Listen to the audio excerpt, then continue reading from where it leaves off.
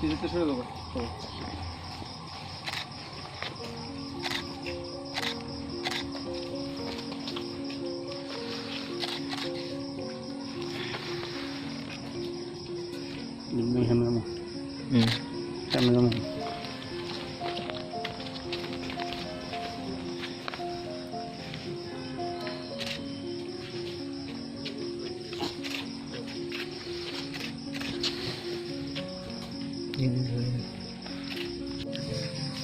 আজকে তার জন্য সারা ত্রিপুরা রাজ্যে ভারতীয় জনতা পার্টির প্রদেশ কমিটি থেকে সিদ্ধান্ত হয়েছে যে পশ্চিমবাংলার ইলেকশনের পর রেজাল্ট ঘোষণা হওয়ার পর নির্মমভাবে ভারতীয় জনতা পার্টি কার্যকর্তার নেতৃত্বের উপর আক্রমণ এবং হিংস্রভাবে তাদেরকে মার্ডার করা, তো বড় মাত্রায় আমাদের কার্যকর্তারা খুন হয়েছেন। তাদের আত্মার শান্তির জন্য আর তার সঙ্গে সঙ্গে এই যে পুরো বাংলাতে তৃণমূল কার্যকর্তাদের দ্বারা ভারতীয় জনতা পার্টি মহিলা কার্যকর্তা হোক আর সে পুরুষ কার্যকর্তা হোক, সে যুবা কার্যকর্তা হোক আর সে বৃদ্ধ কার্যকর্তা হোক, বাড়িঘর ভাঙচুর, অমানবিক অত্যাচার, তার প্রতিবাদ জানিয়ে আমরা আজকে সারা ত্রিপুরা রাজ্যে ভারতীয় জনতা পার্টির সমস্ত কার্যকর্তারা নিজ নিজ বাড়ির সামনে কোভিড বিধি মেনে 5টি মোমবাতি জ্বালিয়ে তাদের আত্মার শান্তি কামনা আর সঙ্গে সঙ্গে সেই নির্মম অত্যাচারের প্রতিবাদ জানাচ্ছি। ধন্যবাদ স্যার।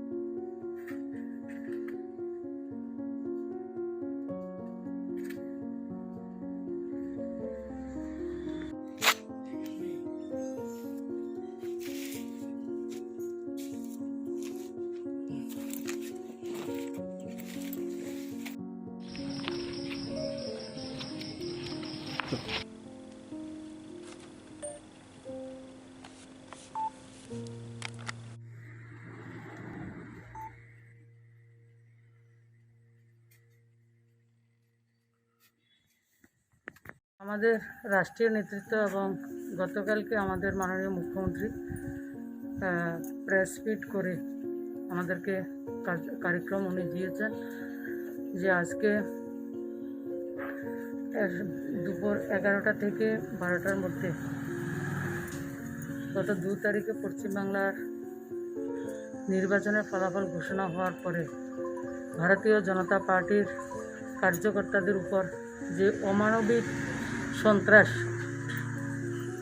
লুটপাট থেকে শুরু করে আগুন লাগানো এবং মা বোনদের সম্মান নষ্ট করা থেকে কোনো কিছুই ওনারা বাদ দেননি, যেটাকে আমাদের দেশ ভাগের যে চিত্রটা সেটা গত 2-3 দিন ধরে আমরা লক্ষ্য করছি।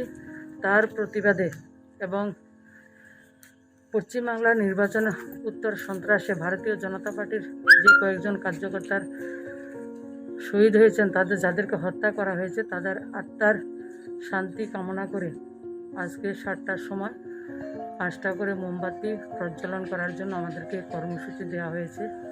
তার মূলত উদ্দেশ্য হচ্ছে আমরা পশ্চিমবাংলার যারা কার্যকর্তারা রয়েছেন, আপনারা একা নন, গোটা দেশের ভারতীয় জনতা পার্টির রাষ্ট্রবাদী কার্যকর্তা আপনাদের সঙ্গে রয়েছে। এই লড়াই শুধু পশ্চিমবাংলার কার্যকর্তাদের নয়, আমরা প্রত্যেকে আপনাদের সাথে রয়েছি এবং যারা শহীদ হয়েছেন, যারা আত্মীয় পরিজনদেরকে হারিয়েছেন, তাদের পরিবারদের প্রতি আমাদের সমবেদনা রয়েছে। আপনারা একা নন, আমরা সবাই আপনাদের সঙ্গে রয়েছি এবং যারা শহীদ হয়েছেন তাদের আত্মার প্রতি ওনার আত্মার সদ্গতি কামনা করছি এবং ওনাদের স্মৃতির প্রতি আমরা শ্রদ্ধাঞ্জলি জ্ঞাপন করছি। তার সংকল্প নিয়ে আজকে এই প্রদীপ প্রজ্বলন আমরা উদযাপন করছি।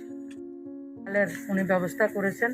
তো আজকে যেটা হয়েছে, আমাদের নিজেরা সাবধানে থাকতে হবে, নিজেরা সুস্থ থাকবো এবং নিজের পরিবারের সবার প্রতি আমরা সুস্থ রাখার চেষ্টা সবাইকে করতে হবে। এবং আমরা আগে যেটা মাস্ক পরিধান করা, হাত পরিষ্কার করে দেওয়া, সোশ্যাল ডিস্টেন্সিং আমরা আগে থেকে শিখে নিয়েছি, আমরা সচেতন রয়েছি এবং আগামী দিনও যাতে আরও বেশি করে সচেতনতার মাধ্যমে, কারণ বর্তমানে যেটা সেকেন্ড স্ট্রেন, সেটা ডাবল মিউট্যান্ট যেটা রয়েছে সেটা খুব শক্তিশালী, সেটা থেকে আমরা নিজেদেরকে বাঁচিয়ে তুলব। ত্রিপুরা একটা ভালো জায়গায় রয়েছে, কারণ প্রায় 14 লাখ এখন পর্যন্ত 45 থেকে যারা আমরা ভ্যাকসিন নিয়েছি, আর কিছু যদি বাকি থাকে, কেউ প্রথম ডোজ দ্বিতীয় ডোজও হয়ে গেছে, কেউ বাকি রয়েছে, সেটা পর্যাপ্ত পরিমাণে দেওয়া হচ্ছে। এবং আগামী দিন আমরা যারা 18 থেকে 44 পর্যন্ত যারা দেওয়া শুরু হবে, মাননীয় মুখ্যমন্ত্রী বলবেন, স্বাস্থ্য দপ্তর বলবে, তখন আমরা প্রত্যেকে নিজ নিজ দায়িত্বে